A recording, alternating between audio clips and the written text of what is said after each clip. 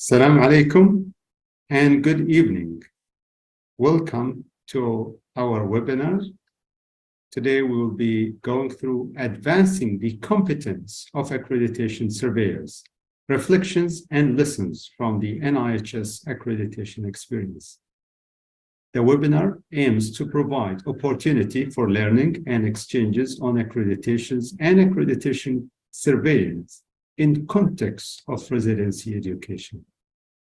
We're glad today that we're having experts of speakers, starting with Dr. Sheikh Badr, who has been serving as a policy expert with the National Qualification Centers, Mrs. Wafa Al-Ulaqi, who's serving as a research and studies expert and handling the accreditation at the NIHS, and Dr. Rasha Buhmed, who is a designated institutional official and assistant professors of emergency medicine at Mohammed bin Rashid University of Medicine and Health Sciences.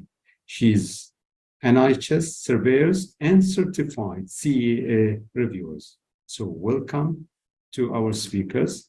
The agenda for today, I'll spend the first few minutes giving you an orientation about the NIHS, and the remaining time, Dr. Sheikh and Mrs. Wafa will be talking about advancing the competencies of accreditation surveyors. And in the last half an hour, Dr. Rasha Buhmed will talk about her experience as an accreditation surveyor.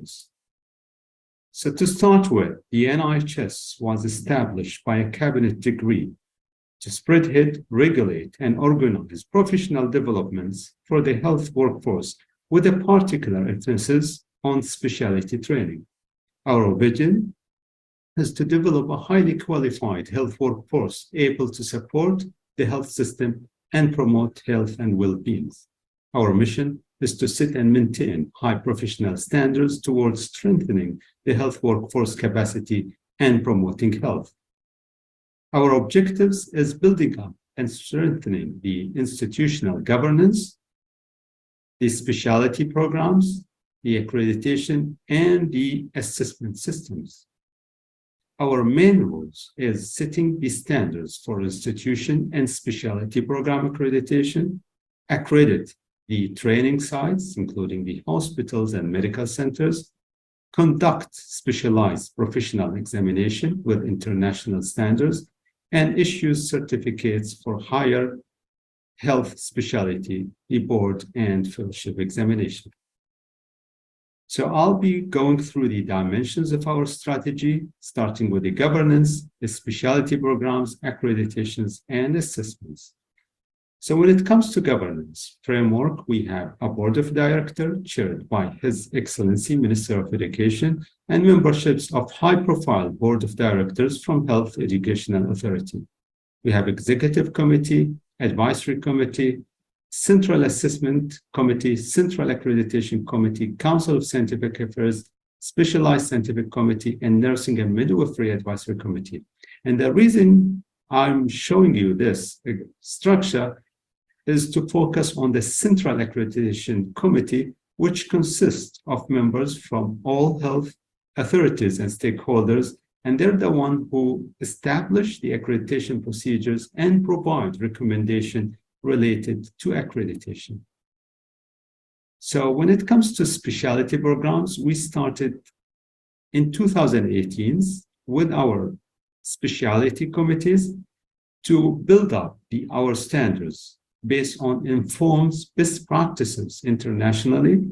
We then contextualize it to our UAE and region needs, and we benefited from the residency experience in the UAE, and it was approved by the Council of Scientific Affairs.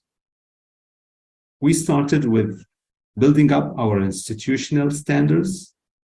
Then we had something called the common program requirements, which is, again, common across all the programs, and then specialty-specific requirements. And if you look at our standards, most of them has the 5 domains of governance, educational environment, trainees, faculty, and continuous improvements and innovation. So far we have 45 scientific committees across all the medical and surgical specialty. And also we included dental specialties, nursing, and allied health.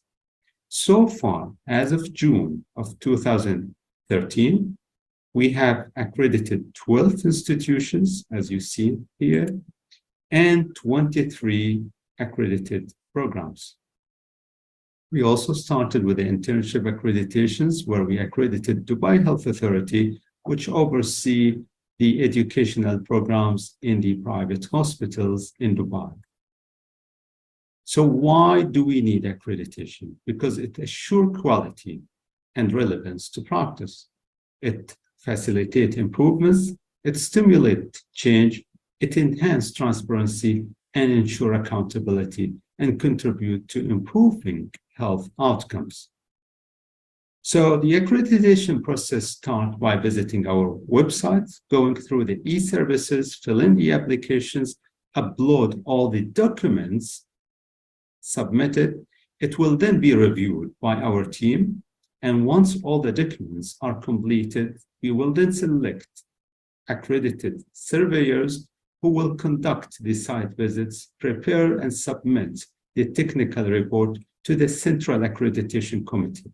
Now, the Central Accreditation Committee, again, which consists of experts and members from all health regulators in UAE, will come up with the recommendation to the Secretary General.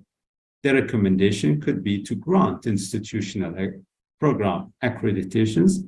It could be initial for 2 years, or a full accreditation for 5 years, or a conditional accreditation for 1 year, or not to grant accreditation and defer the decision, or maybe to freeze the accreditation, withdraw accreditation, or modify the training capacity. In the next few minutes, I'll be talking about the electronic e-services that we have within the NIHS.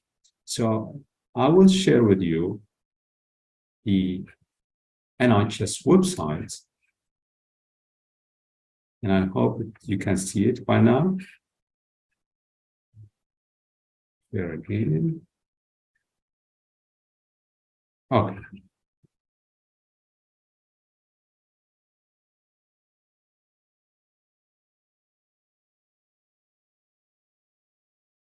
Yes. So this is, as you see, our website, and you can visit it from NIHS.uaeu.ac.ac. I'd like to show you first our accreditation requirements. So if you go to accreditation requirements, you can review our institutional accreditations requirements, again, with the 5 domains that we talk about. You can also look at the general, also known as a common program accreditation requirement. And this is a requirement that should be, again, common across all the specialties. Okay. And then we have the program accreditation requirements for every specialty. And we can take an examples here of the ENT. And the next that I'd like to show you is the e-services. For example, how to apply for program accreditations. You go to e-services program accreditation. You can look, if you like, on a video demonstrating the accreditation process. And I'll show you basically how to fill in the forms, okay, to choose a program, and attach the program information forms.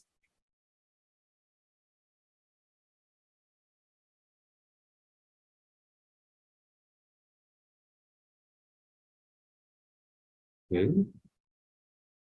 And all the relevant documents, as well as the self-study or self-assessment. We also call it rubrics here.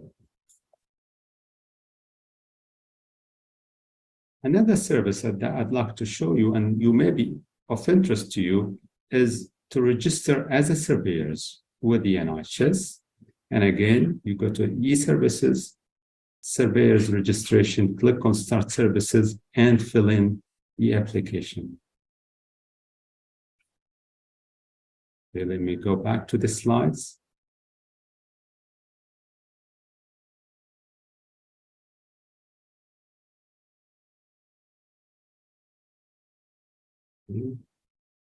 Yeah. Okay, so I hope you can see now back the slides. So within the e-services, as you see here, we have the program accreditation services that include the internship and the institution, the program. You could also apply for Emirati board examination if you are a resident or fellow in accredited program. Okay. We have registration of trainees, and we have the Emirates Medical Residency Entry Examinations, the Emirates Dental Residency Examination, the Emirates Pharmacy Residency Examination. Okay. So far, we have 115 accredited surveyors, and again, I'd like to welcome you to register as a surveyors with the NIHS, and you can see the roles and responsibility of the accredited surveyors. Now, once you apply, your application will be reviewed. We have a committee that would look at your applications and decide if you need more training, maybe workshops, before they issue a certificate for you as a surveyors. I'll stop in here, and I'd like now to welcome my colleagues, Dr. Sheikh Badr and Mrs. Wafa Al-Ulakhi, to talk more about advancing the competence of accreditation surveyors. Thank you.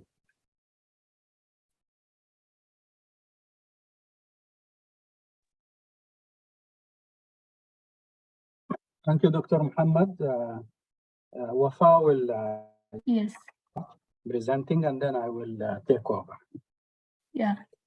Thank you, Dr. Muhammad. Thank you, and hello, everyone. Thank you for attending our 4th Accreditation Surveyor Workshop. I am pleased to present you with our topic today, which is about advancing the competence of accreditation surveyors. I will present our topic today with Dr. Sheikh.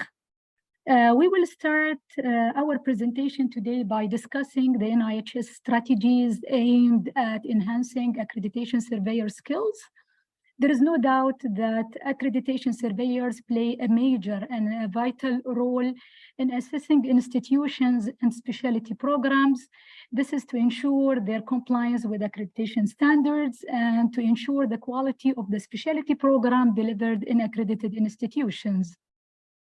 NIHS implements the following strategies to help accreditation surveyors enhance their competence. These strategies contribute to continuous improvement of accreditation process and ensure quality service delivery. We will start first with the continuous professional development, which is the CPD.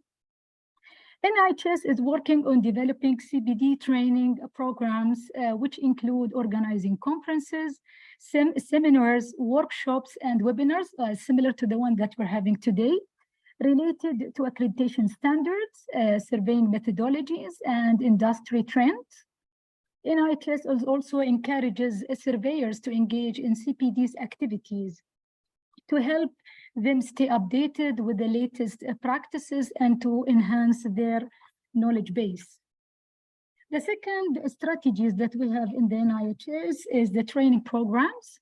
NIHS is working on developing comprehensive training programs specifically designed for accreditation surveyors. These programs will cover various aspects of surveying, such as, for example, conducting on-site visits, evaluating the compliance with the standards, collecting and analyzing data, and preparing accurate reports. In addition to that, the training will also look at communication skills, conflict resolutions, and effective stakeholder interaction. The third strategies that we have in NIHS about mentoring and shadowing. NIHS also offers opportunity to the new surveyors to pair with experienced surveyors through the site visit to foster their knowledge and develop their skills. In addition to that, we provide surveyors shadowing opportunities to gain practical experience and enable surveyors to observe and learn through getting the exposure through the best practices in action. Standardization of practices is another strategy for NIHS, where we establish specific guidelines and rubrics for each specialty to ensure consistency across surveyors and minimize variations in surveying outcomes. Peer reviews and feedback is also another strategy where NIHS look at developing. NIHS promotes peer review and constructive feedback among surveyors. Surveyors can review and provide feedback on each other's work, especially during the site visits, and that would allow them for continuous improvement. This also will promote accountability and encourage surveyors to enhance their skills and knowledge. Collaboration and networking is also another strategy for NIHS, where we argue surveyors to collaborate and network with their peers and other professionals in their field to exchange ideas, share experience, and learn from each other. This exposure will diversify diverse perspective and practices that can help to advance their competence as well. Research and innovation is another area that we look at, where we encourage surveyors to contribute to the development of the new accreditation methodologies and tools, and also the approaches as well. And the final, last but not least, recognizing the excellence. NIHS recognize the surveyors' efforts and reward them with certificates for their achievements. Next, please. Now we will be taking you through the surveyor role and responsibilities. As we said earlier, surveyor plays a vital role in ensuring the integrity of accreditation by thoroughly evaluating the institutions and the specialty program. They also provide constructive feedback for improvement, and their assessment contribute to enhancing the quality, safety, and the performance of the institution or the program. We can summarize their responsibilities in the following points. The first one is about conducting assessment through the site visit. Surveyors are responsible for conducting on-site assessment of the institution or the program being surveyed. They review the documents through that process. They will observe the processes, they interview the faculty and the residents, and they will also collect data to evaluate the compliance with accreditation standards. The second role for the surveyor, applying the accreditation standards. Surveyors always apply the relevant accreditation standards or criteria to assess the institutions or the program's performance.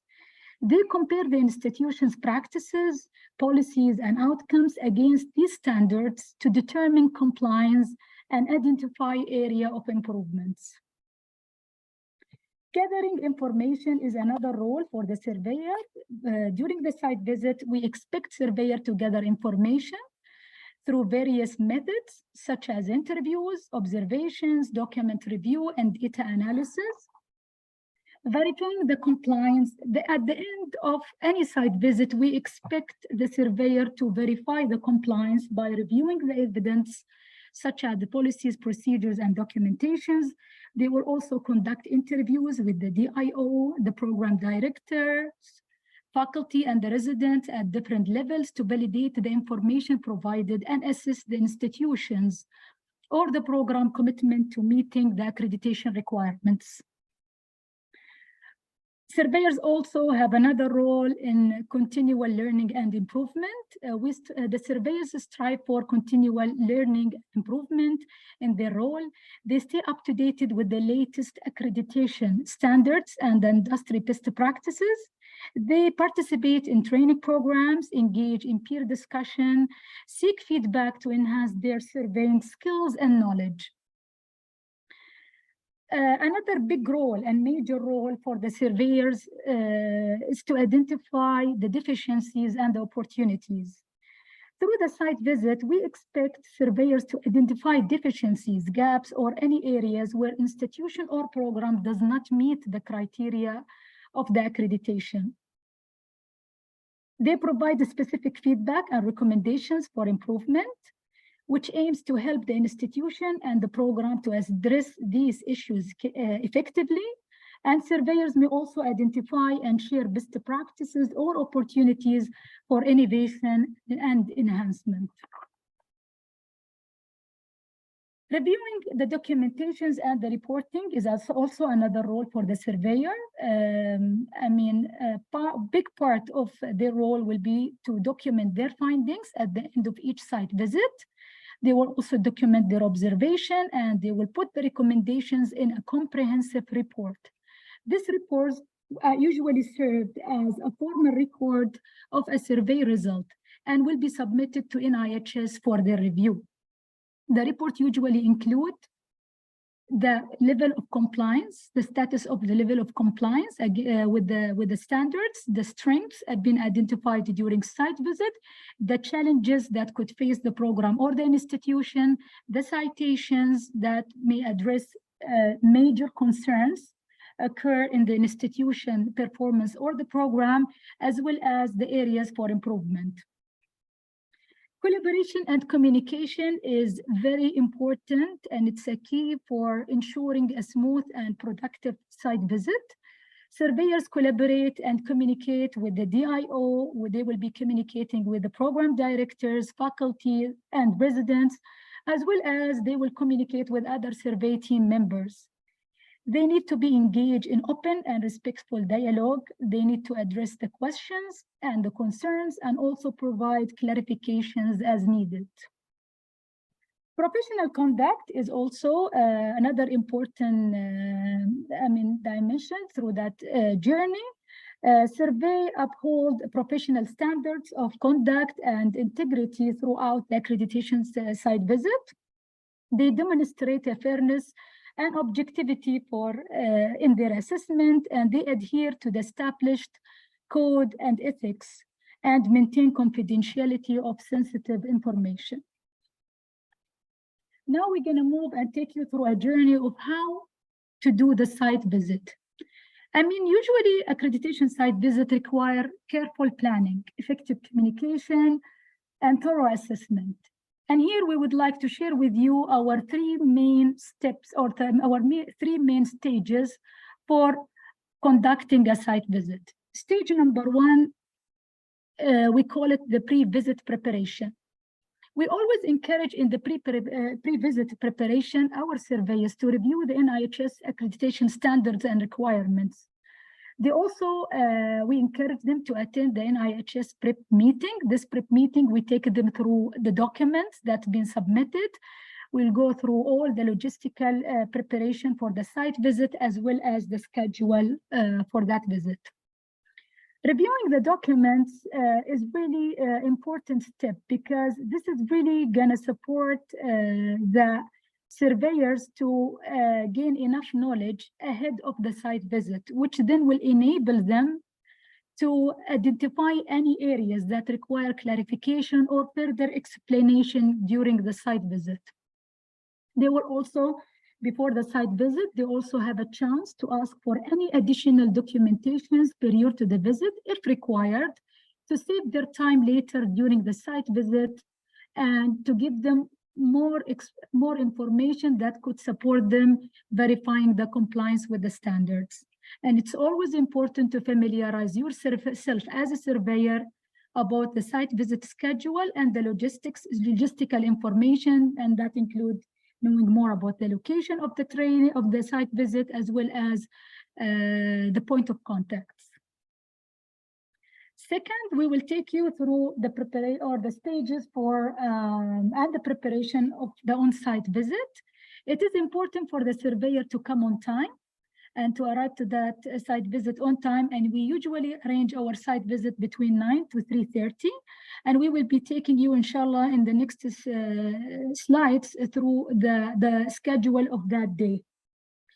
Opening meeting. We usually, during site visit, we arrange for an open meeting at the beginning when we arrive, and we expect surveyor to introduce themselves, explain the purpose of the visit, and outline the agenda and the timeline for that day. Interviewing and observation is also a big part of that day. Surveyors will be interviewing faculty, they will interview management, the residents, and other key personnel to gain insights into their roles, their responsibilities, and accreditation compliance. They will also have a chance to assess the compliance by observing the processes, the procedures, and the interactions. Following these meetings, they will also have facility tour. And in the facility tour, they will be observing, the surveyors will be observing the institution's physical infrastructure, resources, equipment, environment, and they will also have a chance to identify the areas that may impact the accreditation compliance. The document review. Validation of the documentation is an essential step in that process, where they will be reviewing the documents ahead of the site visit, and they will do a comparison between what they have been through that documentation and the practices being observed to ensure the documentations are aligned with an observation. Data collection is also important. Surveyors will be collecting relevant data and evidence during the site visit to support their assessment. They may include reviewing records and gathering other necessary information. Surveyors will also have a chance to ask questions, and we always encourage surveyors to ask questions and have an open communication with the institution and the program team.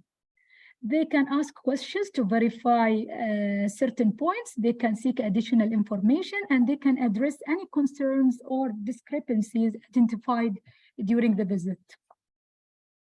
The closing meeting usually happens at the end of the site visit. We usually conclude the site visit with a closing meeting with the DIO and the program director. And we usually in this meeting summarize the findings, discuss any citations or areas for improvement, as well as clarifying the next step of the accreditation process.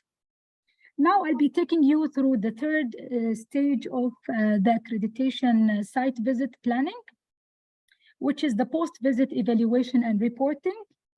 In this stage, we usually work closely as an accreditation team with our surveyors to review the report card and agree on the decision, the recommended actually decision and the outcome. Surveyors also review and agree on the citations and the areas of improvement. They also discuss or decide among themselves the plan. They also plan the presentation and discuss who will be presenting to the Central Accreditation Committee. They also need to be aware about their role to the accreditation decision and should be ready for further engage in case if it's required. And also, as usual, we always say that it is important to maintain a professional attitude all through.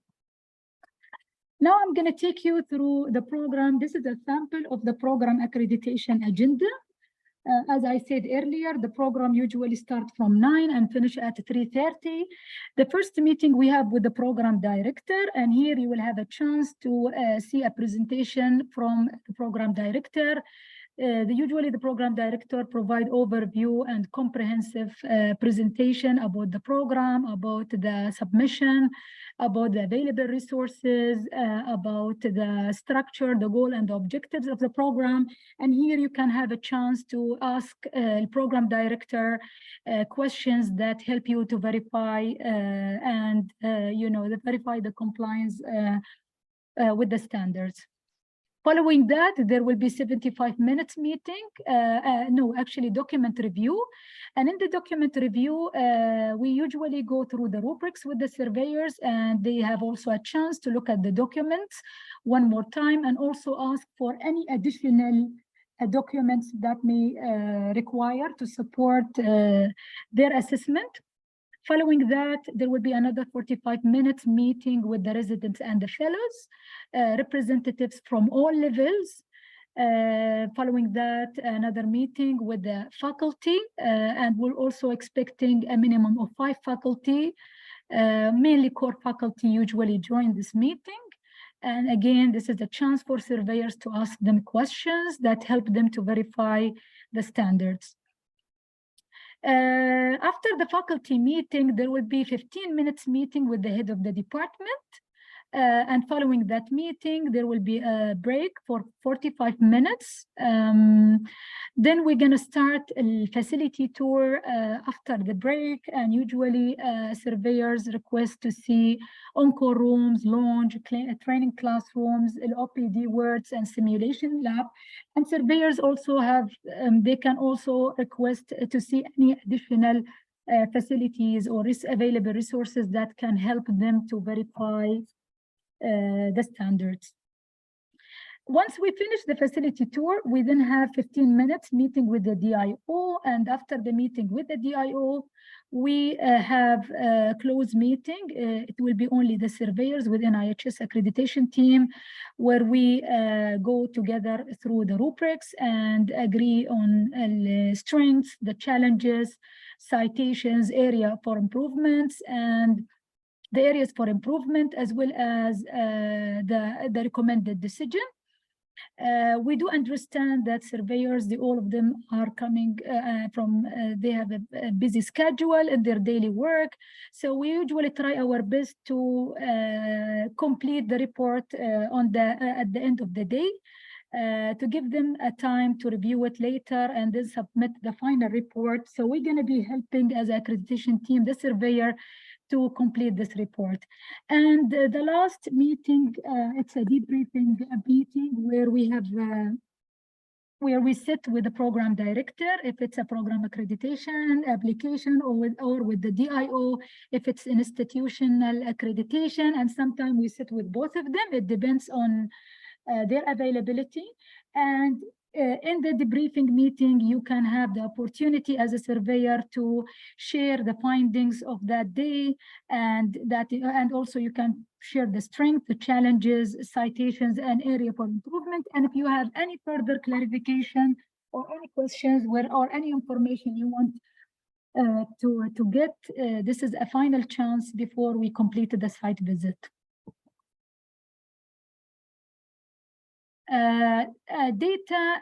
Site accreditation site visit, how to collect and analyze data. We actually believe that data is actually a valuable, it's actually a big part of the accreditation, and is a fundamental source for verifying the compliance of the standards. So assessing the compliance and evaluating the institution and the program performance require collecting and analyzing data during a site visit. How do you do that? Usually it is important for surveyor to determine the data needs. And determining the data needs, it is really important, because this will help the surveyor to know exactly what kind of data they need to collect to assess the accreditation standards compliance.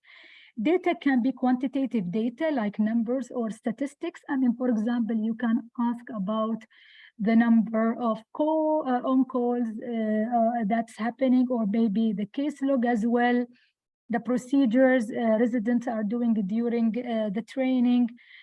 This kind of data you can request, as well as maybe data related to the faculty survey or the resident survey at the end of the program.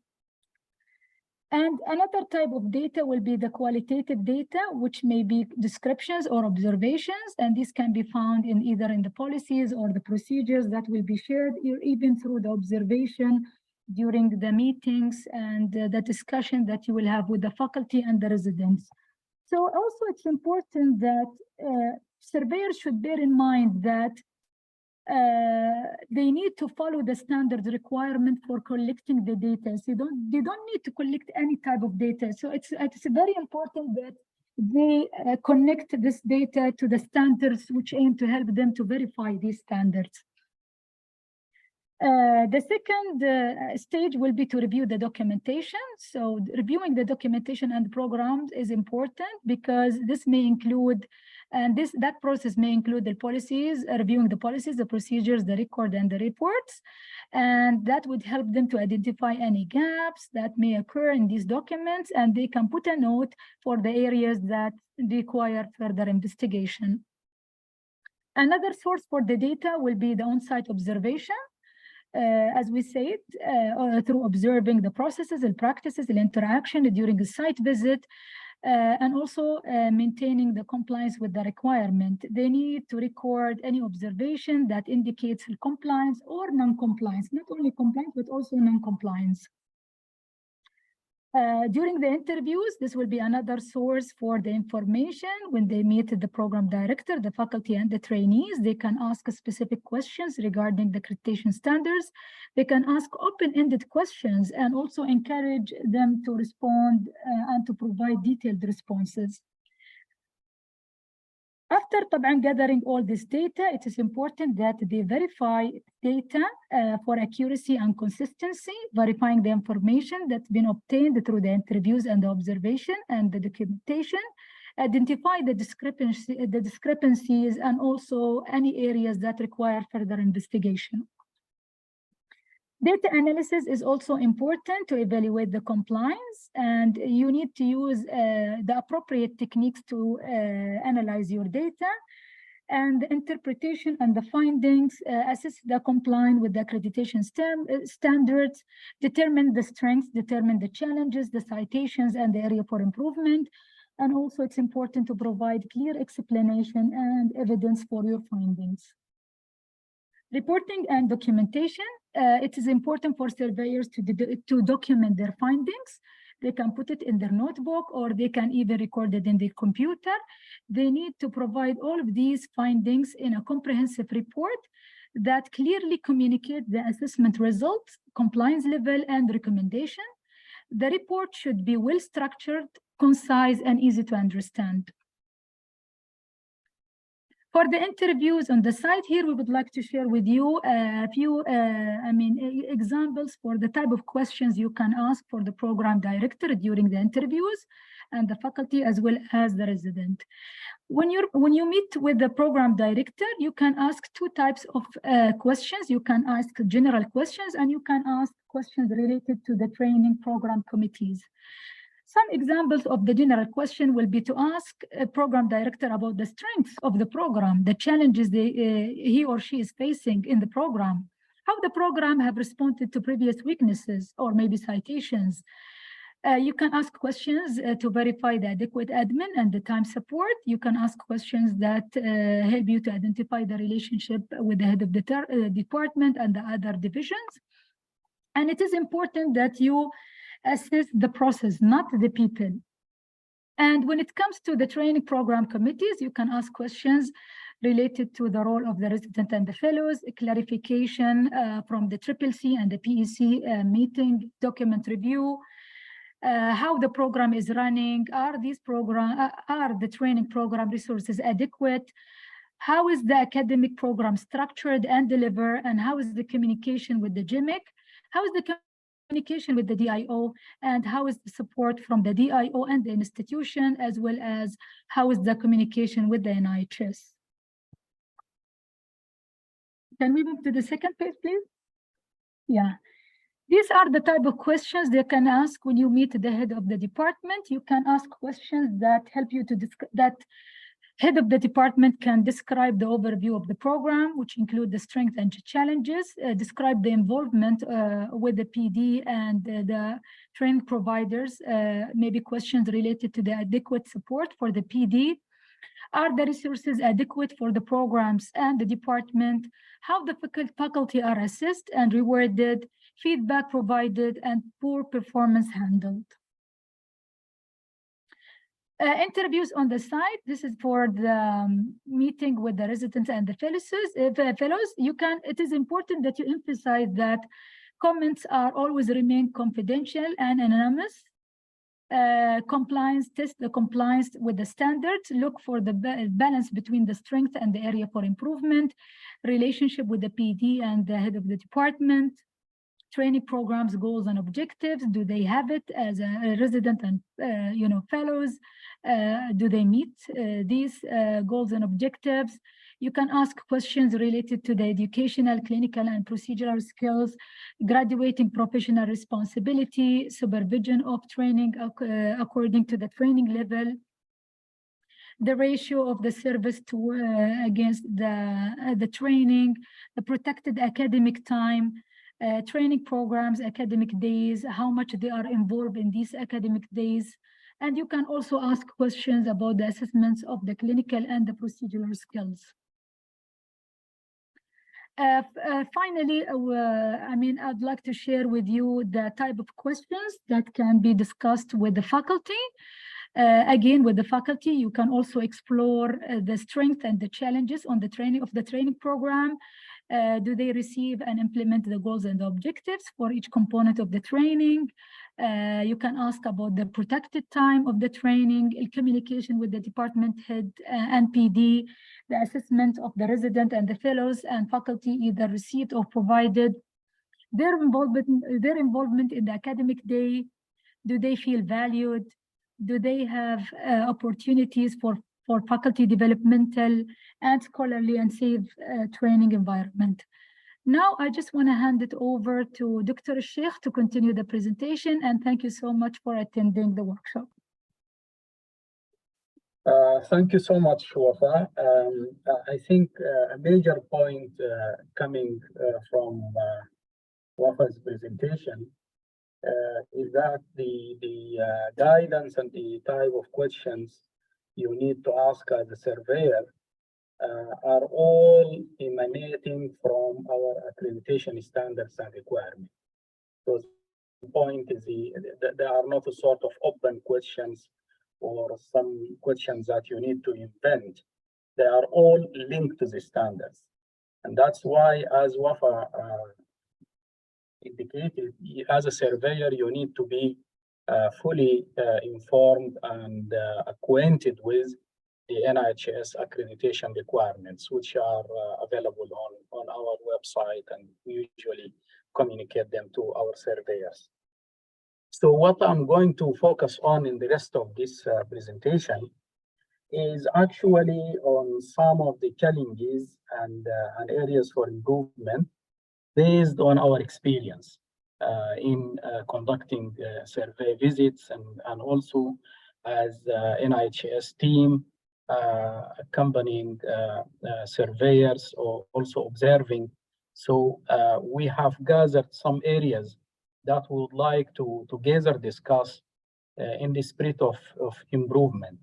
Having said so, I think experience so far of the NIHS is really impressive. As we see in the accreditation visits that we conducted over the last period for institutions and programs, we are seeing how our standards and requirements are interacting as they are applied to institutions and programs with the help of the surveyors. And actually, this is providing a wealth of experience. And this experience is highly valued. In general, I would like to say that based on the experience so far, we are privileged and lucky to have a distinguished, dynamic, energetic group of surveyors who volunteer to come with us in visiting institutions and programs and delivering an excellent survey experience in general, I would say.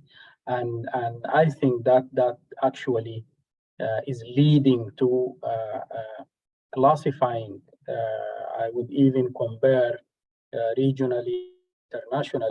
I think the experience of NIHS surveying is excellent and comparable to leading institutions in specialty education. So that's all because of the effort by our surveyors, and we are very proud of that and of their contributions. And we all know that it's a collegial, actually surveying in context of residency education is a collegial and developmental process. It's not policing, and it is done in developmental spirit. And we are seeing actually through the interaction of the surveyors with the institutions. Also, we are grateful to institutions and programs in the country, program directors, DIOs, core faculties. They are all interacting in a very productive manner with our visits.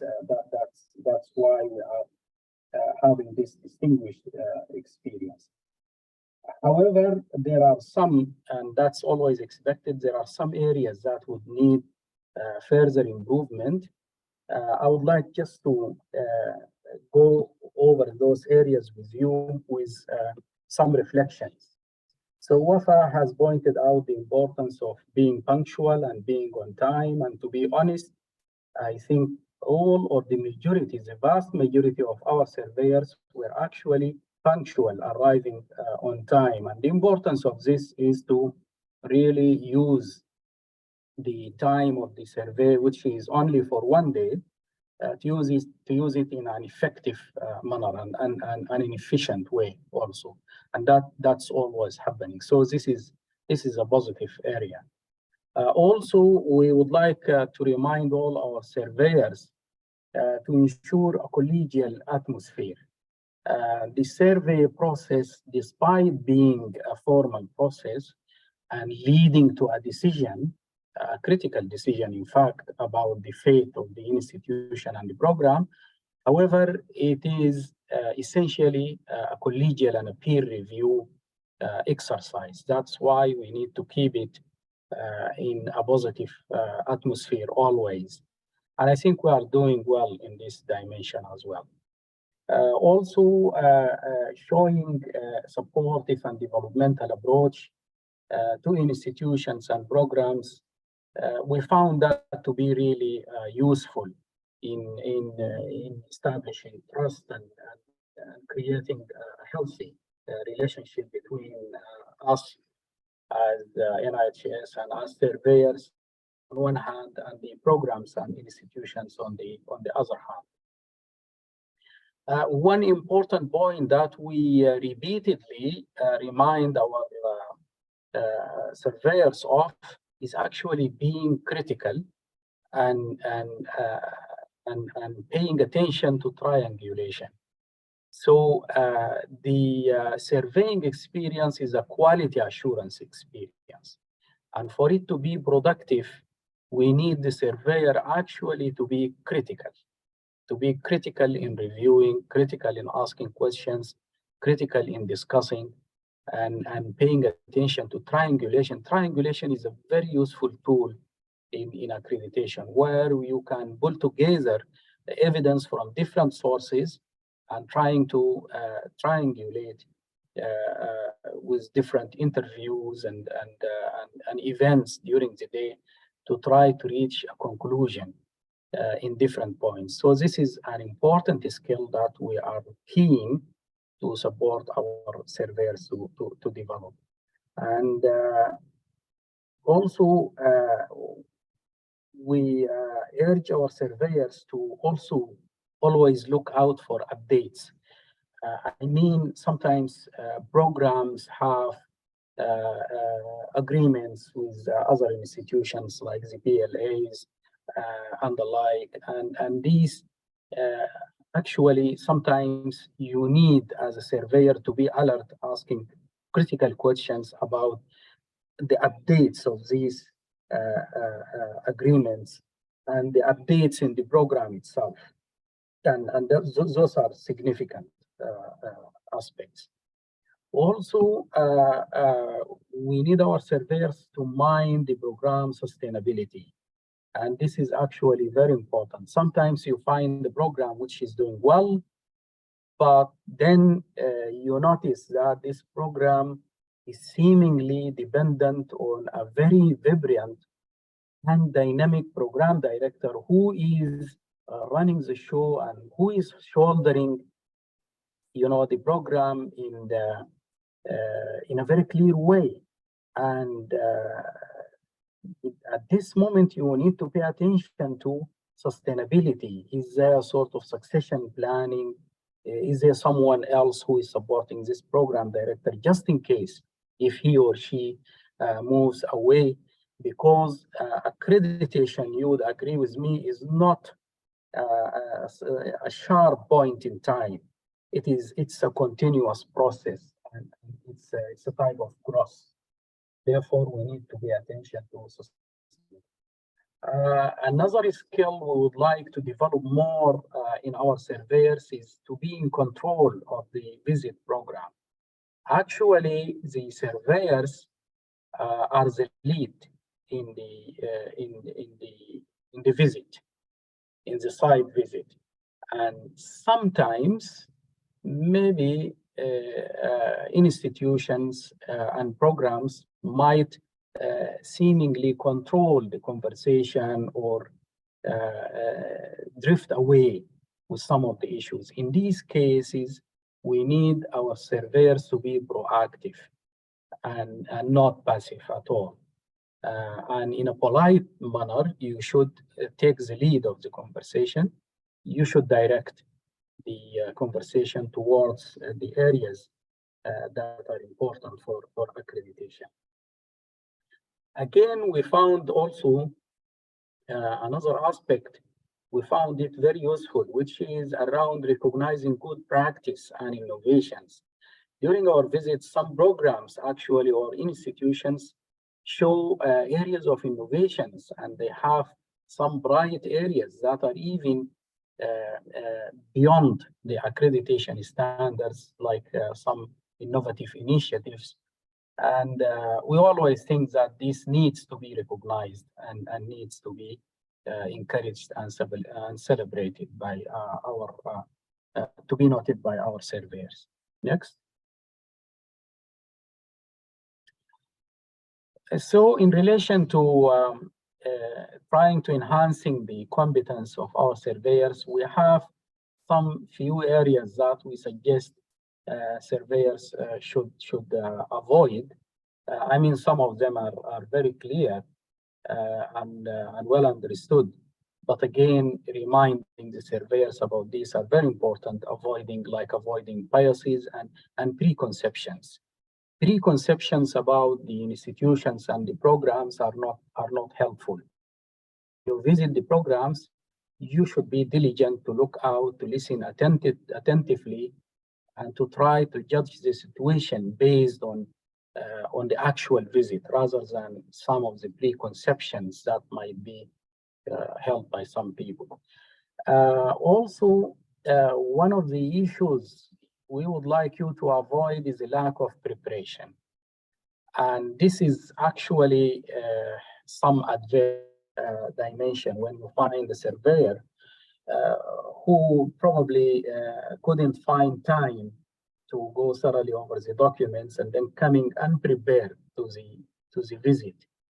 I think it's very difficult for a surveyor to perform well in a site visit if he or she comes unprepared. And sometimes that's clearly felt during the visit. So it's exposed usually, and it puts the surveyor at a situation that is not usually good. Inadequate communication and the importance of communication skills. I think this is well understood, because communication makes the difference. And we observe that when you have an excellent communicator, you find things flowing in a very nice manner, and the experience is enriched. Also, the issue of insufficient documentation and paying attention to reviewing documents is another pitfall that we would like you to avoid. Lack of objectivity, of course, this is a professional exercise, and we are all asked to be neutral, objective in our assessment and in our recommendations. And I think nobody will mean to be not objective, but again, we remind the surveyors to attend to this dimension and always check and self-reflect to become very objective in the discussion and in the judgment. Sometimes insufficient data collection during the site visit itself hinders the appropriate decision about accreditation, and it sometimes creates problems where you have not ask critical questions or indicated areas of lack of data and information, and you ask for that.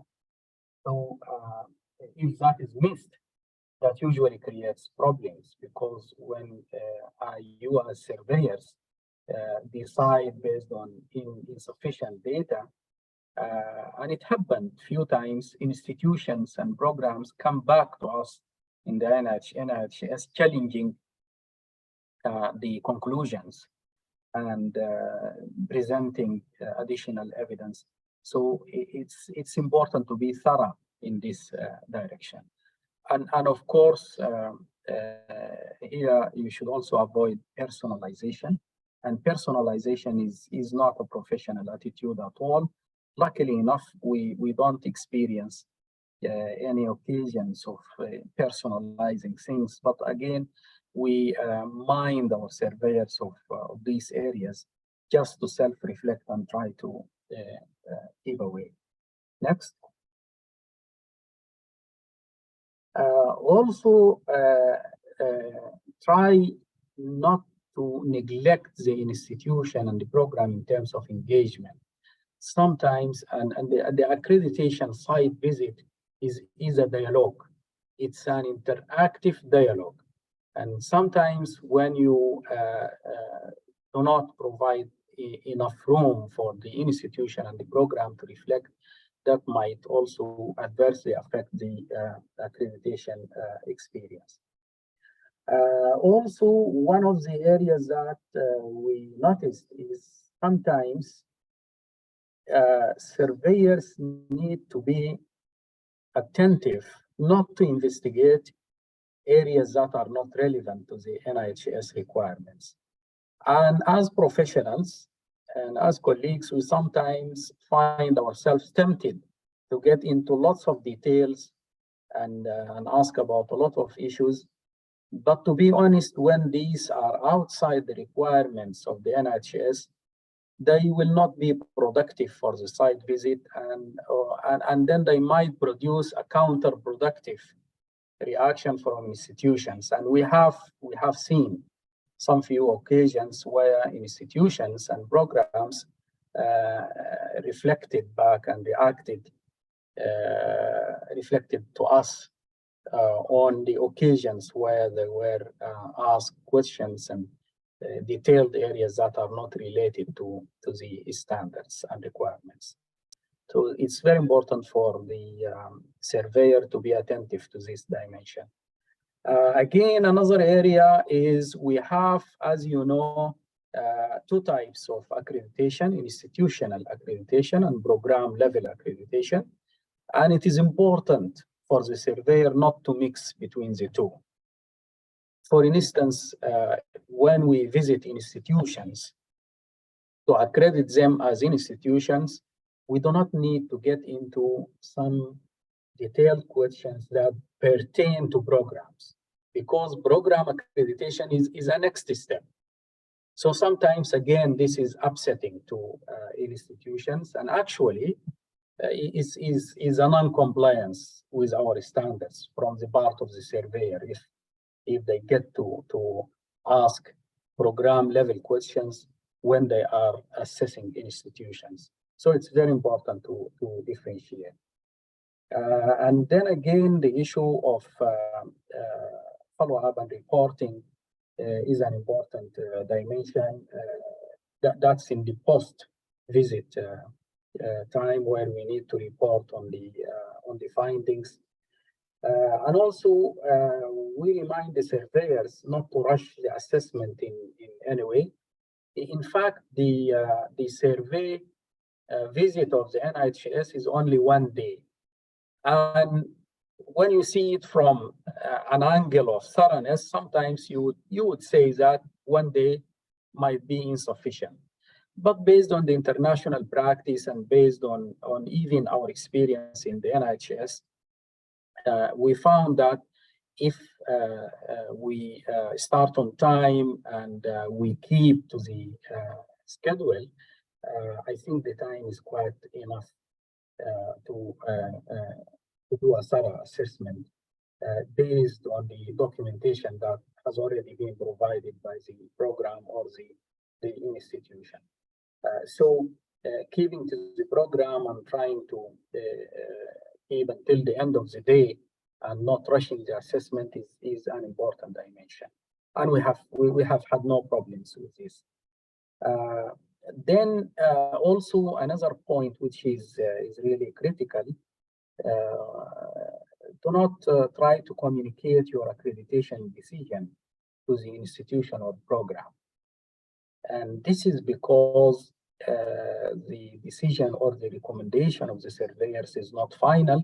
It will be subjected to a discussion in the Central Accreditation Committee and then a decision by the NIHS Secretary General. So communicating a decision to institution is not a professional conduct, and it might lead to embarrassment.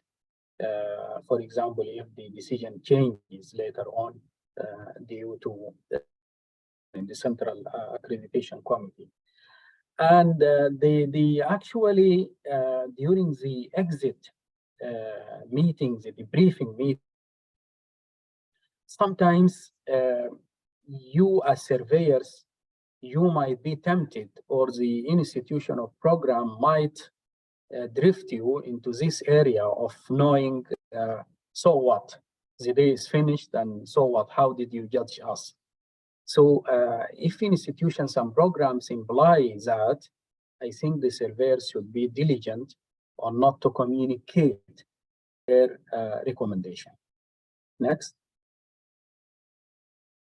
This is just about the importance of effective communication skills. They lie at the heart of serving as a surveyor, and I think most of you know that. And we do really encourage our surveyors to be exposed to communication training in communication skills. I'm sure a lot of you are doing this in context of your institutions. Next. Surveyors sometimes face challenges, and these challenges needs to be addressed, like the access to information. And here we encourage our surveyors to always be critical and ask for any additional information in line with our accreditation standards and requirements, and also time limitations. And I mentioned this, I said it's only 1 day experience. However, if we use it efficiently, I think it suffices. And then also trying to get the support on the appropriate recommendation. And in my last slide, I will mention about the support that is provided to you by the NIHS. Sometimes surveyors encounter difficulties either with the institutions or the program, or with their colleague surveyors. Sometimes this might happen. I mean, it is rare, but sometimes it happens when you find an institution, for example, a program director who is very passionate about his or her program and cannot wait to receive the decision and tries to rush things, and probably the attitude at that time might not be accepted by the surveyors, and then the surveyors react to this. I think this area is a challenging area, but we need to be attentive to this as surveyors, and to be accommodative and to be patient. Those are very important skills, and to be collegial and professional in trying to communicate the understanding to the program director or to the team, the institutional team. Disagreement among surveyors, I think we are not seeing this, whether it's a potential area. And that's why we say usually that it's a teamwork, it's a collective work.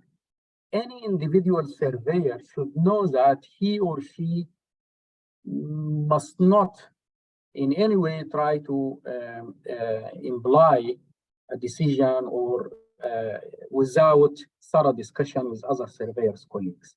So be accommodative towards your colleagues, be professional, and try to discuss on equal basis with your colleagues, other surveyors. Usually we have 2 surveyors, sometimes occasionally 3 surveyors. So it's a collegial work and a collective work, and the surveyors need to mind this. Even when you, as a surveyor, when you are selected to present to the Central Accreditation Committee, you should always mind that you are presenting on behalf of your colleagues, and you are not in any way presenting your personal opinion or personal judgment or views. Next. So this is again has already been mentioned, I think, by Wafa in how to evaluate the steps of familiarizing yourself with the standards and then the whole cycle. So I will skip this. Next. This is now an important point. We have 2 important considerations in context of surveying. One is citations, the other is areas for improvement. So citations, I guess all of you know that by citations we mean the areas where the institution or the program does not meet the NIHS standards. So if there is evident deficiency in standards, either quantitatively or qualitatively, the standard is not met, then we cite the institution or the program. Therefore, citations are very important because they relate directly to fulfilling the standards of the NIHS. On the other hand, areas for improvement, and this is one of the innovations of the NIHS, is not just to stop at the level of citations for the institutions, but also to indicate to the institutions the optional and the preferable areas for improvement. And that usually emanates from the discussion during the day. We identify that the institution might be fulfilling the standard in some way, but again, the institution might do even better if they consider certain intervention. At this time, the surveyors propose some areas for improvement, and these are for the further development of the institutions. And actually, we encourage institutions and programs to take these positively. Sometimes, and in few occasions, we have some resentments from programs around the areas for improvements. What we would like to say is the areas for improvement are meant to support and to help the institution and the program, and they are not mandatory in any way. So if there is some areas of improvement that are not highly relevant and or that are not implementable, I think the institution is not, it's not a must to address all the areas of improvement. It's a menu that is provided to you by the surveyors based on the surveying experience to improve the program and the institution. And I think that should be appreciated for people to come and sit with you as an institution and program, and not only limit themselves to citations, but also recommending areas for improvement. It should be taken positively by institutions and programs. Next. Next. Next, that's all about the citations and lots of details. The site visit closure is a very important aspect. And as I said, we had experienced challenges with the exit meetings, the briefing meetings, because sometimes the surveyors are tempted to discuss their conclusion and probably implies their decisions. And sometimes institutions and programs are keen on trying to get something from the surveyors and the team on what could be the decision. So as I said, it's very important to keep away from communicating decisions. However, the exit meeting is mainly to appreciate and thank the institution and program and to reflect generally on the visit, and then just close the meeting. And for the, even if the programs and institutions ask about the, try to drag you as a surveyor, you should be diligent and you should be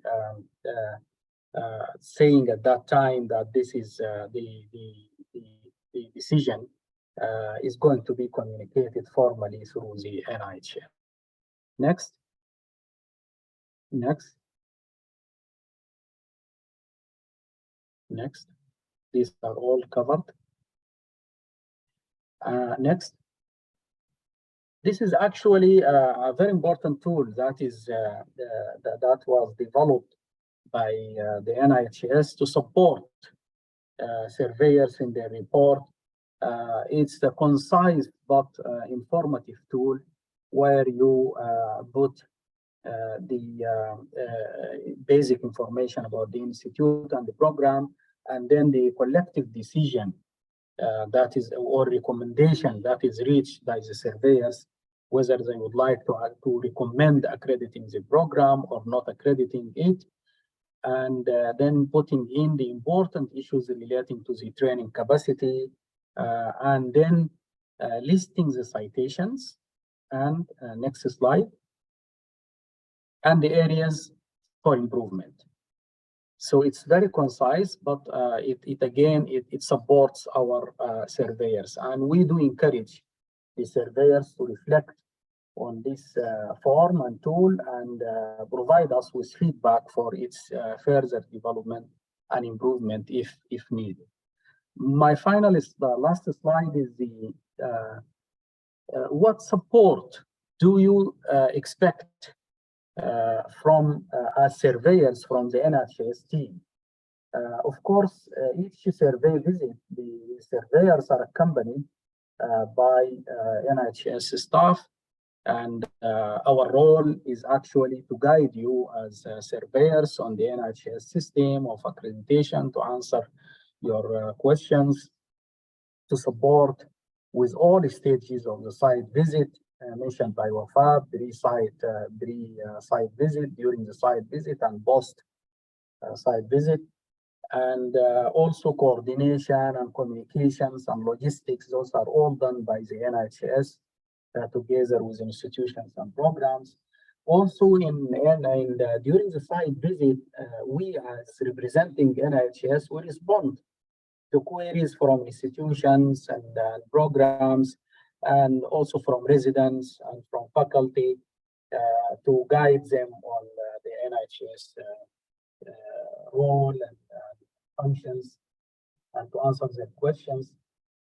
And also, we support our surveyors by providing the required NIHS documents and ensuring adequate coverage. This is also a critical role for us during the visit, to ensure adequate coverage of the NIHS requirements during the site visit. If the surveyors miss by any means to address any aspect of the standards, we are there to remind them to have a sort of a comprehensive visit and comprehensive assessment. And also, we support the surveyors with reporting the site visit and presenting it to the Central Accreditation Committee. Thank you so much. I took a lot of time. I will now turn to our colleague, Rasha, to reflect on her surveying experience. Thank you. Thank you very much, Dr. Sheikh. Assalamu alaikum, everyone. Good evening. So first, I would like to really thank the NIHS for giving me the opportunity to share my experience as a surveyor for the NIHS. My name is Rasha Bouhamid. I'm an emergency physician by background. I've been the DIO for MBRU since 2020, and I'm an NIHS surveyor. So just next slide. So I don't really have any disclosures to say, but just a little bit of background. So actually went through the Commission for Academic Accreditation workshop, which is basically very similar to a surveyor reviewer workshop. It was a 3-week workshop, and I found that training was really very relevant and very in alignment with the NIHS accreditation. I also had and gone through the NIHS accreditation webinar and training that was conducted before being an NIHS surveyor, and then I applied for the NIHS surveyor and I became one. So since then, I had the honor actually to conduct a few surveyor visits at the level of a program and at the level of the institution with the National Institute for Health Specialties. So I'm not going to take much long, but I was going to share with you my experience during those visits and really share with you some of the guiding principles that I tried to hold myself accountable to. So the role really of a surveyor, and I think the team from the NIHS really honed it on the importance of your role as a surveyor. Really, you're going to ensure rigorous standards of the institution and program accreditation is being abided by. You will really uphold the integrity of the NIHS by identifying any non-compliance to help maintain the quality of training, fulfill sense of obligation, and really to service the graduate medical education community here in the UAE, because this is going to be a lot of work. It's hard work. Currently, it's out of our regular working hours. It's basically supported by our own institution because we all believe that this is very important sense of obligation to give back to the UAE is by supporting the NIHS. And really, this will also help us establish relationships with reputable institutions around the community here in the UAE. So that's why I feel this role as a surveyor is important. It's really giving back to the UAE, and we are very fortunate that finally our dream of having the NIHS is coming into tuition, and we're basically now this is the fruit of having our board here in the UAE. So next. So being a surveyor, it's actually twofold. It's an honor, but also it's a challenge. It's a challenge because you need to be as objective as possible. And I think Dr. Sheikh mentioned there are so many other factors that can come into play when you are a surveyor. It's always going to be interesting. There's a lot of work that will be done for your role as a surveyor. Occasionally, there are some difficulties that you will face, but it's really rewarding because at the end of the day, what you as a surveyor is trying to do is to help basically try and improve training in the UAE to provide high standards of training, which will, inshallah, improve the patient care. And honestly, that's our goal. If you think of it, why are we doing what we're doing? We want to improve the patient care. We want to improve the care that is provided to us, to our families, to our community. And then remember this every surveyor visit that I went to is a chance to learn. It's really, we are not only trying to, like Dr. Sheikh said, we're not trying to police, but it's a mutual learning experience for the institution and for you as a surveyor. And I really got so many learning points from each visit, whether it's from my colleagues in the NIHS, from my colleague who is the co-surveyor, or even the institution itself. So I always go with an open mind and try and really uphold the NIHS standards. And I remember it's twofold. It's an honor, but also it's a challenge. Next slide. So these are the steps in terms of my experience. Obviously, after being a certified surveyor with the NIHS, so you go through training, you apply for the surveyor, as Dr. Muhammad said, and then you'll be certified surveyor. You will be invited to be a surveyor based on the NIHS's needs. Obviously, the most important thing, and I think on behalf of the NIHS and WAFA, is to try and be responsive when you get that invite, whether you can or cannot, because there are so many different factors that goes into basically scheduling a visit. It's your availability, it's your co-surveyor, NIHS availability, and the institutional availability. So rule number one is to try and be as responsive. Sometimes it's hard, you cannot accommodate that visit, so it's easy to share a few options in terms of your availability. Obviously, once you confirm that you will be able to survey the program, another thing that I will always advise, obviously, declaring conflict of interest. Sometimes conflict of interest is obvious, so that's why the NIHS will not, they know that you're working in that institution, you will not be invited for a program in your own institution, but there might be other conflicts that the NIHS might not know about. So if you know that there might be any conflict of interest to go and survey any institute or program, you should, let the NIHS know, I think, ahead of time of that. Obviously, once that visit and is confirmed with the dates, you will receive all the documents related to that visit. In general, my experience has been that the NIHS team really do a thorough review in terms of the compliance and the fulfillment of the documents. There are very few instances where I found that maybe 1 or 2 documents that are missing, but in general, the NIHS have already, the team has gone through initial document review and making sure that all of the required documents in terms of appendices and everything is submitted. Now, we also have a pre-site visit meeting between the NIHS team and the 2 surveyors, because sometimes both surveyors might not know each other. That's, I think, a very helpful meeting. It's a virtual meeting. It's held before the visit, where there will be a quick sharing of experience, especially when there are new surveyors or surveyors that they don't know each other. I think this is very, very helpful. I think preparing for that pre-site visit meeting is extremely important. This is where you will have to actually go through all of the applications. So knowing what the NIHS standards is very, very important. Knowing of what the actual application, documentation requirement is important, and then reviewing the evidence.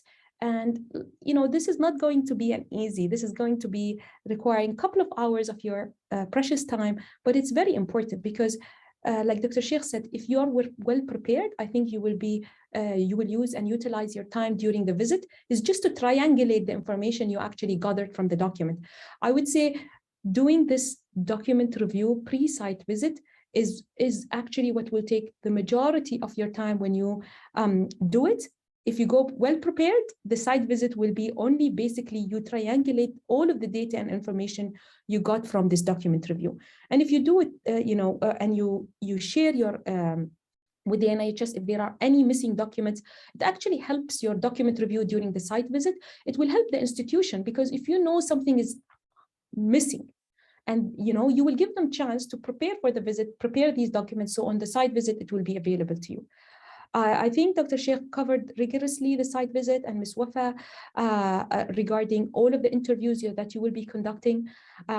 I think the emphasis on punctuality, time management is very, very important.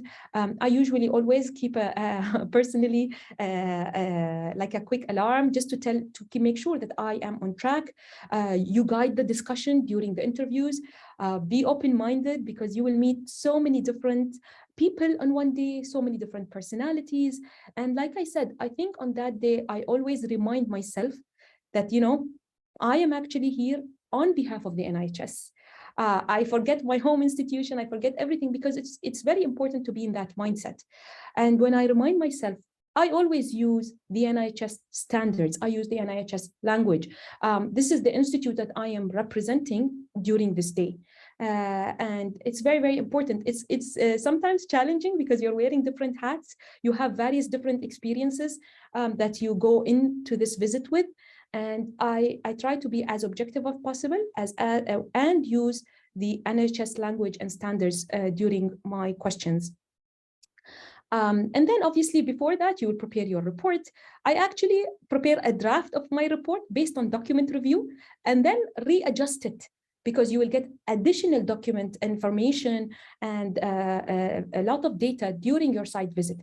But a lot of your actual report can be structured because you will know what standards are already met, and a lot of the standards are covered through documentation. There are specific standards that you actually need to do it through the site visit, specifically about the resources, what is available there and what is not, in terms of the facility, meeting the residents and everything else. But there is a big part of the standards are dependent on the documents. So whether the documents are there or not, you will already have a pre-site visit impression. And I use the self-assessment rubric that is available on the NIHS website as a principle and a guide for you to know what are the specific standards and what is partially met, what is not met, or what is not applicable to that program. And then after the site visit, I think in general, the NIHS team really are very efficient and expect efficiency from you as a surveyor, from us. In general, if you're well prepared and you have prepared your draft, and by the exit debrief, before we actually do the exit debrief with the institute, you have a draft report that will only be finalized after obviously the visit, but it's quite, the turnover around of that report should be fast, and it will really depend on how well prepared you go to that visit. Obviously, I think you will, like Dr. Sheikh said, all what we do as a team is gather data, presented to the Central Accrediting Committee, and the final decision regarding accreditation always goes to the Central Accrediting Committee. So you will present your finding to the Central Accrediting Committee. It's very important that you make sure that you mentioned that this is a consensus decision, it's not a personal decision, and you will basically represent the report. So next slide. So I have, a few tips and guiding principles that I took actually from my training with the Commission of Academic Accreditation. What do we need to be to know to be an effective surveyor?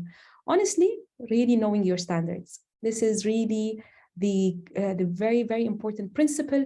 If you don't know your standards, you can easily be challenged. And the standards, I think, are very clear. They are very descriptive. And if you have any doubt about it, I think the NIHS team are really very helpful to be able to explain it. And it will be better to get that explanation before the visit. Being prepared. I would definitely recommend reading everything, absolutely everything. The documents will be submitted. There is a large number of documents. So finding that time to go through them and really writing notes will be very important. And like Dr. Sheikh said, look for evidence to support these documents.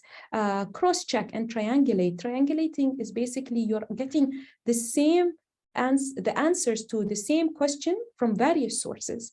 And that's very important because I think as a surveyor, specifically when it comes to a challenge or a difficulty or something that is identified, it's very important that you triangulate with multiple source methods. You will see, you will meet so many different, and with experience when you get as a surveyor, there are sometimes people will talk about something, so you need to actually verify that with other sources. You cannot, as a surveyor, to be objective, use just one source of information, specifically when you're talking about citations and recommendations. That's where really, when you identify a challenge, you have to triangulate and get evidence from variable data sources to make sure that that actually is a valid concern regarding the standard. Again, check and analyze the evidence against the standards. I cannot emphasize how important this is. I actually always, in any of my reports, I actually quote the NIHS standard because this is what is used to make sure that your recommendation and citations is based on NIHS standards, because you can easily be challenged. And I'll tell you, you can easily challenge a recommendation or a citation if it's not in that NIHS standards. Make sure that you're actually abiding by the standards, using the same words, same terminology. It's not about, we are not going to, make things up. There are things that can go offline. You can help the program improve, but the standards are clear. The standards are there for us to follow. And if the standards are not clear, this is where we go back to the NIHS, give them recommendation as a surveyor. Maybe we need to clarify this or clarify it with them before going. So my, general principle, if I'm going to give any recommendation or a citation to any visit, it's always actually backed up by evidence, and it is referenced to a standard. Because with this, really, it's very hard for someone to challenge that recommendation or citation. Next. So, I think this is very, very important. It comes with no, we guarantee that we have to treat the institution and everyone we see with respect. We are not there, like you said, Dr. Sheikh said, we're not there to police, we're there to guide, we're there to help, we're there to basically elevate the standard of training and care in the UAE. And I think going with the notion that the Institute has the best interest of the trainees, but we're here to support them, to help them to get up to the NIHS standards. So that's very important. You know, I think Ms. Wafa shared an excellent set of questions. I think, you know, being prepared with your questions and to elicit the evidence specifically related to the documents that you want to clarify or any challenge that you identify in the reports is very important, because you have limited time and you want to use your time wisely. So coming prepared with your set of questions really help. And I think in interviews, you know, personally, I speak when I ask, and then the rest of the time I listen, because you want the participant from the institute to speak. This is their time to actually share information, and I try to minimize my talking time and listen more. You know, obviously treating your team members with respect and consideration, and that's where planning and pre-visit. Sometimes you might work with a surveyor you have not known before, so we don't. If there is any differences in our interpretation of anything, it always goes offline, not in front of the institute itself. And then finally, to ensure that all citations, recommendations, again, I cannot emphasize, are supported by evidence and reference to specific NIHS standards. I think with this is my last slide that I have. I will hand it over to the NIHS team for the next segment. Thank you so much for your time.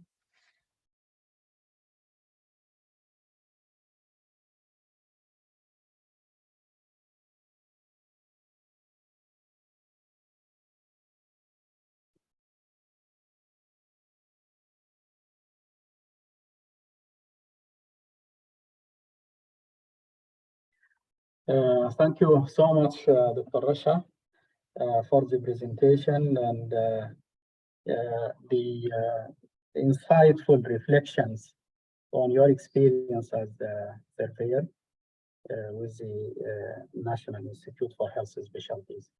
And in fact, the experience of surveying is actually two ways. You know, you being surveyed as a program director or DIO, and then you act as a surveyor visiting other institutions and programs. So it's a two-way process and a very interesting learning experience. The program we now presented to you the opening remarks by Dr. Muhammad, who took you through the NIHS system of accreditation. And then Wafa and myself tried to reflect on the experience of the NIHS survey from institutional perspective. And then we had Dr. Rasha, who provided us with a reflection from a surveyor. With that, we tried to give you a comprehensive picture, but now for the remaining time, I guess we will be happy probably to take interventions. And I see Dr. Muhammad is connecting. So let's. So Dr. Muhammad, welcome back. Assalamu alaikum. Wa alaikum salam. So we have we finished now with the material, and I think it's time to have some reflections before we conclude. So back to you, Dr. Muhammad.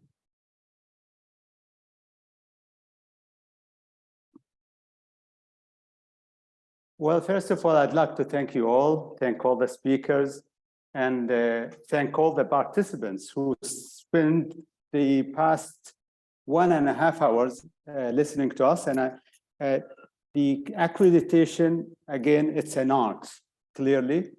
As you mentioned, it does need preparation and it does need skills in communications and professionalism.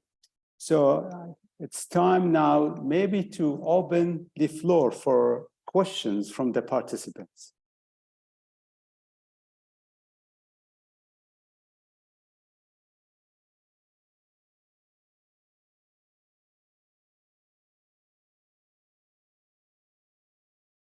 So most of the questions, by the way, we did answer it on the questions and answer.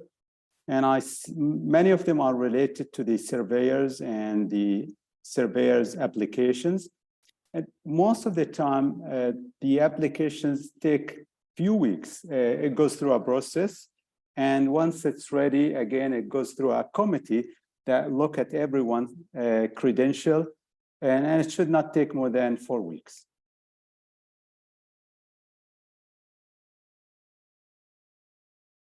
Dr. Muhammad, I see one question is directed to Dr. Rasha. Rasha, if you check the chat, the question and answer, I think there is a question asking you on how can surveyors identify and address concerns related to the head of department's influence on the program. For instance, interrupting clinical rotation timetables to have residents or fellows covering areas of shortage.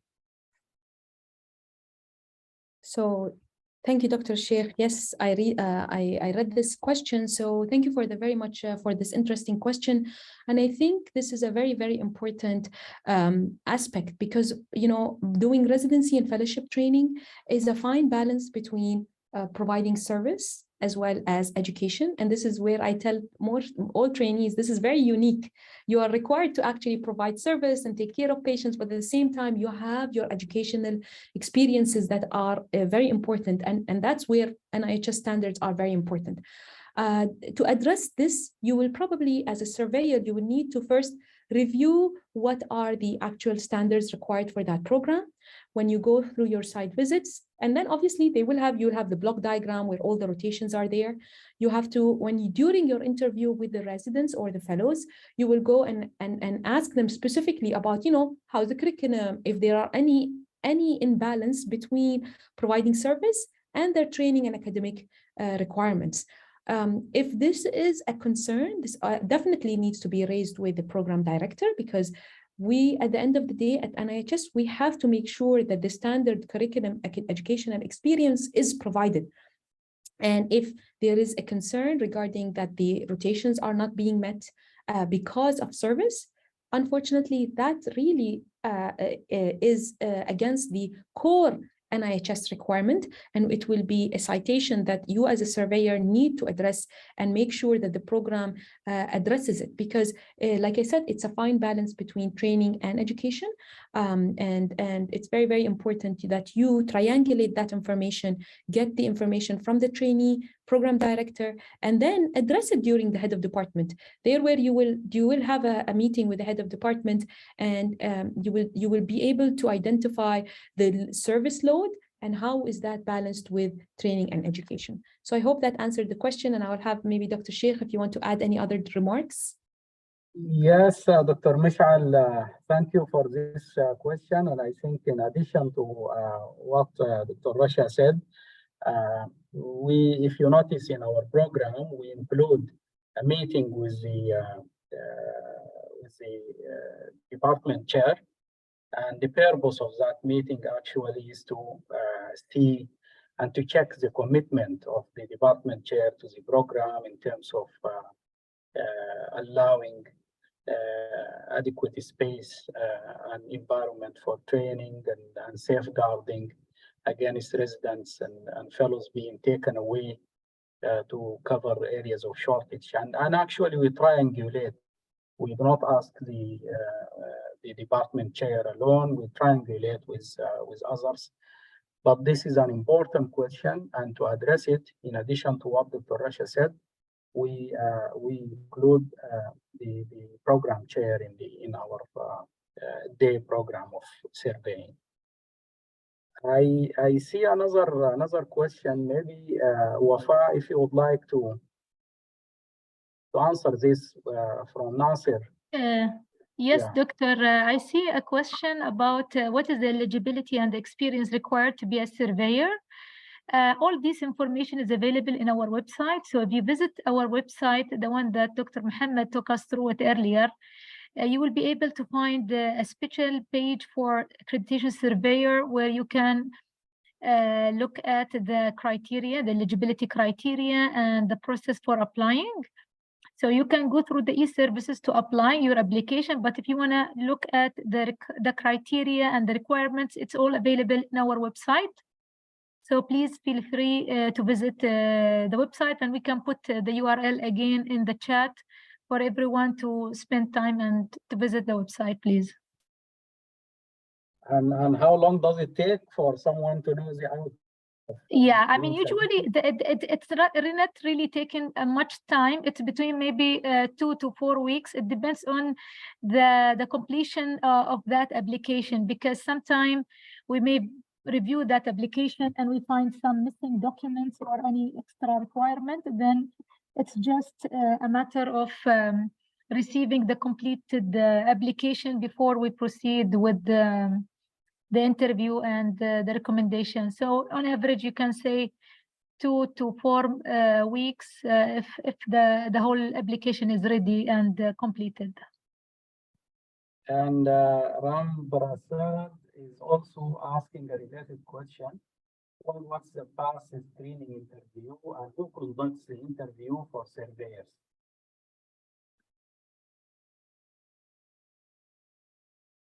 Well, again, this will depend on the interview itself. I mean, usually we have a checklist, and based on the interview, the panelist will decide in the scoring if it's pass or fail.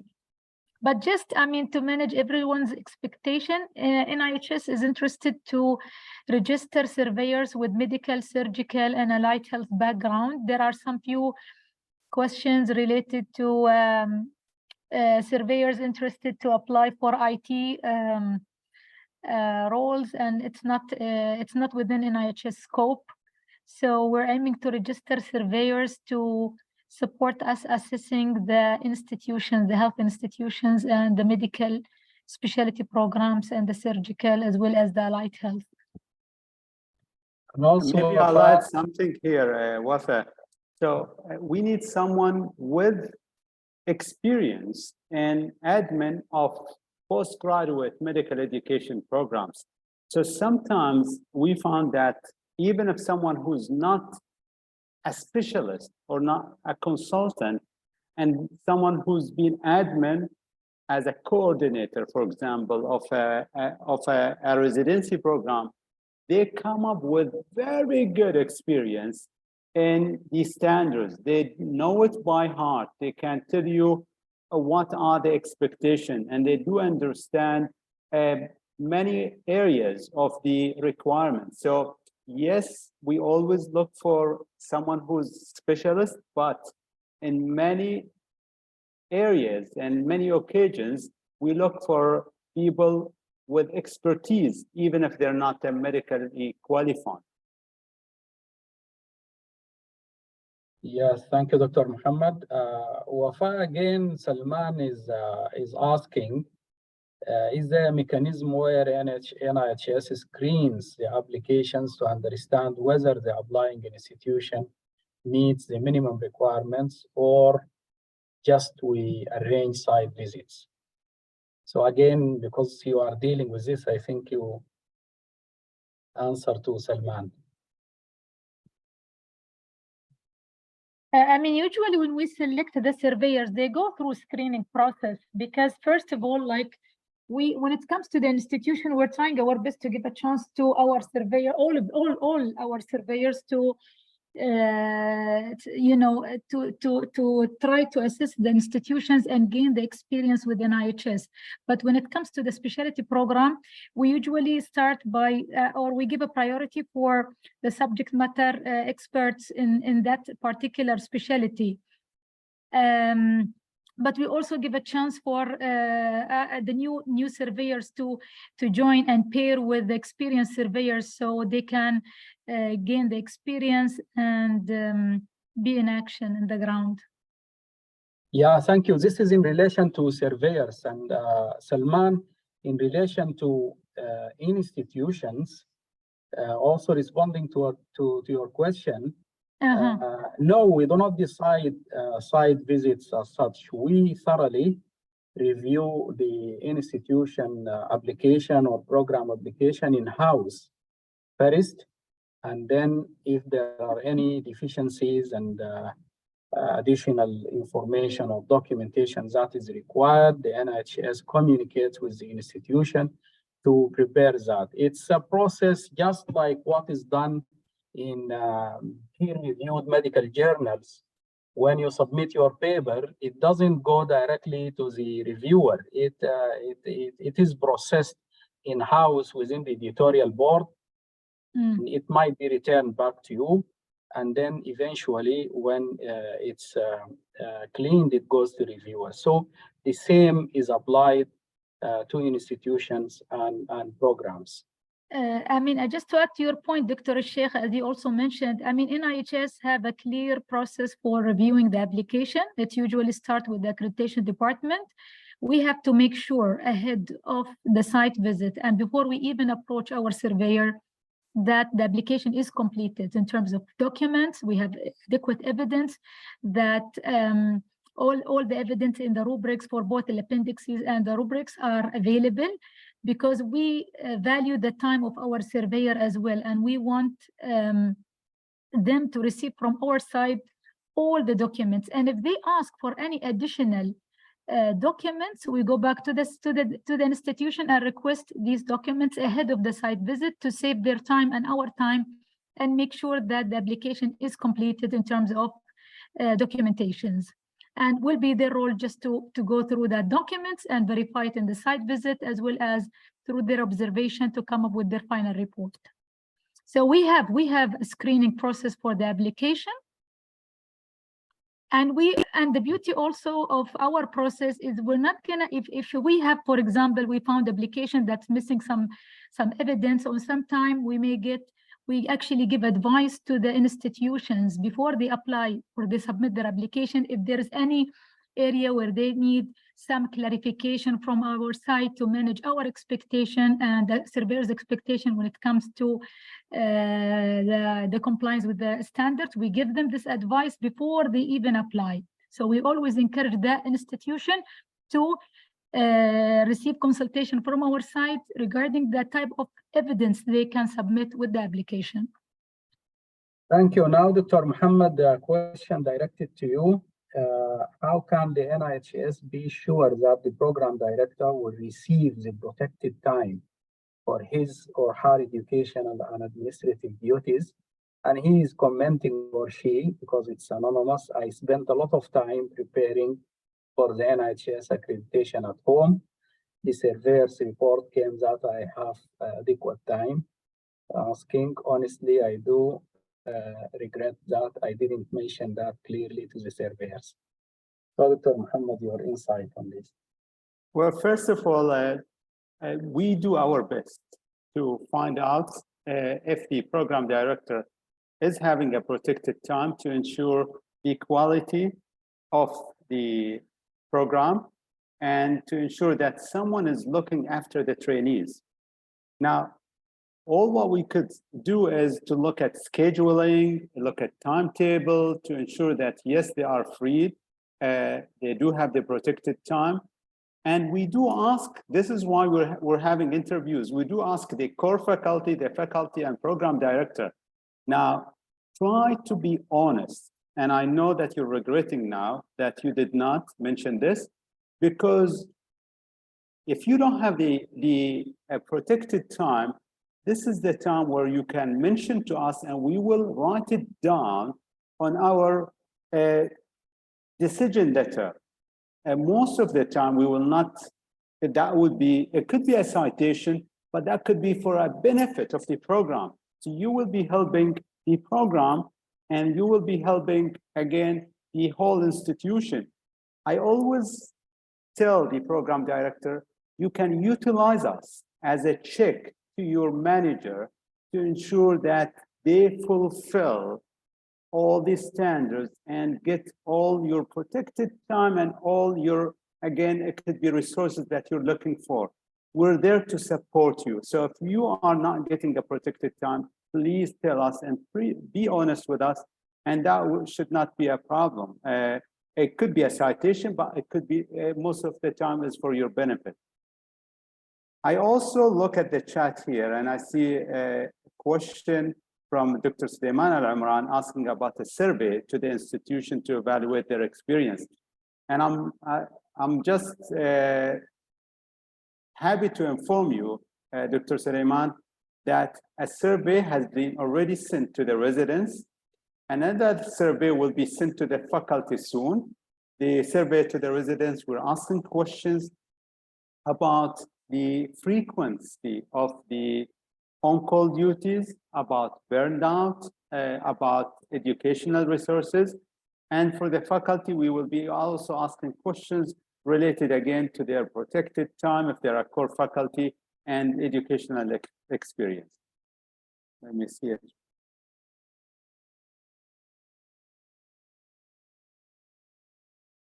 Okay. Also, Dr. Muhammad, if you would like to comment, we have two questions. Sure. This is actually very good to know that there is enthusiasm from surveyors, two of them mentioning that they are waiting to be invited.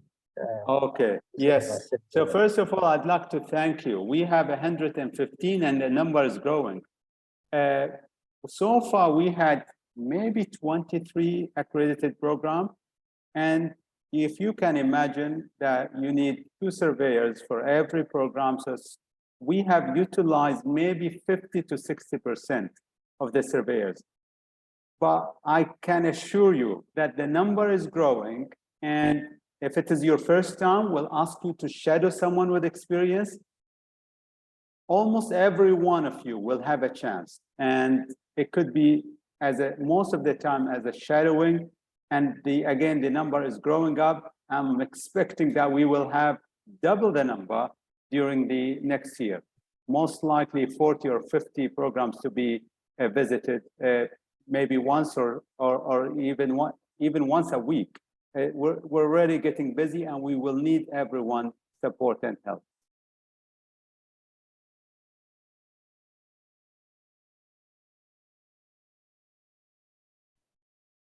Dr. Sheikh, if you'll allow me, I think Dr. Khulud had a question in the chat. How much evidence do you look for the information provided in the PIF, the program information form? And if you'll allow me to answer this question, this is very important. I think we need to take all evidence provided, all forms, all information provided really as a surveyor and go through them rigorously. And actually going through the PIF and the self-assessment form and the common program information form is the first stage, I believe, of triangulation, because these are 3 different data sources that actually ask very similar questions. And I think going through them all is very, very important.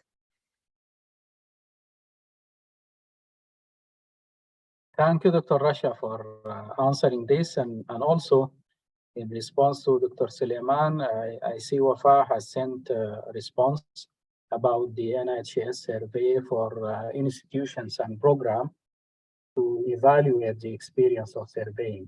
Yes, Dr. Sheikh, we developed a survey which will be distributed. We've already started with the institutions, and now we're going to, inshallah, soon distribute it to the programs to get their feedback and evaluate their experience with our surveyors. Wafa, just make sure to send the survey before the decision of accreditation. To avoid any bias. After that. Okay, well, that's a good idea.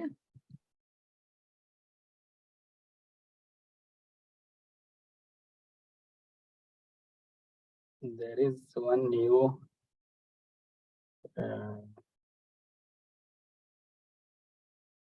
message.